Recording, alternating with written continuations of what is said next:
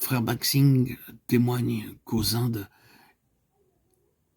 il avait eu à passer par toutes sortes d'épreuves, de persécutions, de souffrances, avant de quitter la dénomination qui leur était attribuée dans son église. Il a appris par expérience à ne plus rien entreprendre, à ne rien faire, à n'aller nulle part sans être parfaitement assuré et convaincu du plan de Dieu dans toutes ses démarches. Beaucoup de ceux qui nous suivaient, dit-il, au début traînaient avec eux leur ancienne habitude. Ils amenaient avec eux leurs vieilles coutumes, leurs traditions, dont ils étaient autrefois alourdis. Nous avons dû prêcher avec autorité et fermeté à l'égard de toutes ces vieilles traditions musulmanes, hindoues ou autres. Il en est de même des coutumes naturelles hindoues, américaines ou autres, quelles qu'elles soient. Si nous voulons suivre la parole de Dieu, dit-il, telle qu'elle est, nous ne pouvons pas le faire sans être soumis à la Seigneurie du Seigneur Jésus. Ce n'est qu'en nous plaçant dans la soumission à sa Seigneurie que nous recevons la force, l'intelligence et la sagesse pour le suivre.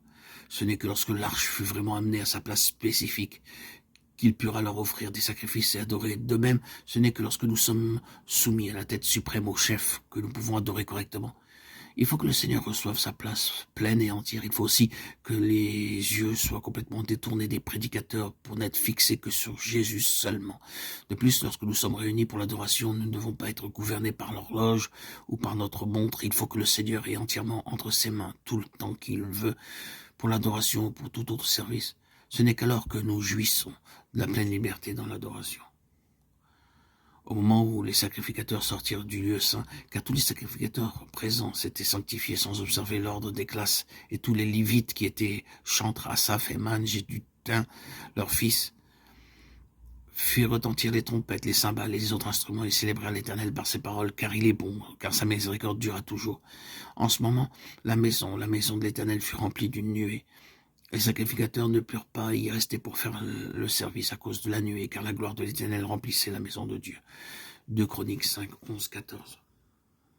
C'est ainsi qu'ils adoraient, tous ensemble, d'un commun accord, comme un seul cœur, une seule âme. Ils le magnifiaient, l'exaltaient, le glorifiaient. Ce n'est pas en chantant simplement quelques cantiques, cela n'est pas vraiment l'adoration. Nous avons vu dans certains endroits des gens qui, ayant quitté récemment leur dénomination, ont passé tout leur temps à chanter des cantiques en chœur, s'imaginant que c'était cela l'adoration. En anglais, le mot utilisé pour adoration signifie en réalité combien précieux, combien valeureux le Seigneur est pour moi. Voilà le véritable sens de l'adoration. Ce n'est pas en chantant simplement quelques chœurs qu'on peut vraiment exprimer cette réalité, combien le Seigneur est précieux pour moi.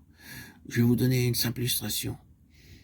Il y a dans le nord des Indes un commerçant qui vend des tapis persans. Un homme très riche, entrant dans le magasin, voulut acheter un tapis. Il vit quelques tapis persans exposés tendus sur le mur du magasin. Au milieu, un petit tapis qui attira son attention. Il demanda au marchand le prix de ce petit tapis. La réponse fut « Monsieur, ce tapis n'est pas à vendre ». Alors le client très riche dit « Je vous donne 100 roupies pour ce petit tapis ». « Monsieur, répondit le commerçant, il n'est pas à vendre. » Cette fois, le client proposa 1000 roupies. Même réponse du marchand. L'homme riche surenchérit. Je vous donne 10 000 roupies. Mais invariablement, cette réponse lui fut adressée. Non, monsieur, il n'est pas à vendre. C'est ainsi qu'il proposa jusqu'à 100 000 roupies. Mais le commerçant lui répondit, non, monsieur, il n'est pas à vendre, car ce tapis est très précieux pour moi. Même si vous remplissiez mon magasin et ma maison d'or pur, je ne vous le vendrai pour rien au monde. Il est si précieux pour moi. Mais pourquoi donc lui demanda l'homme riche. Et la réponse fut, ce tapis a été transmis de génération en génération dans ma famille. Au moment de sa mort, mon père me donna ce tapis et me dit « Mon fils, ce tapis fait partie de notre fortune familiale depuis beaucoup de générations. Ne le vends à aucun prix. » Mon père lui-même l'avait reçu de son père et il fut transmis ainsi de père en fils depuis des générations. C'est pourquoi nous ne nous en séparons à aucun prix.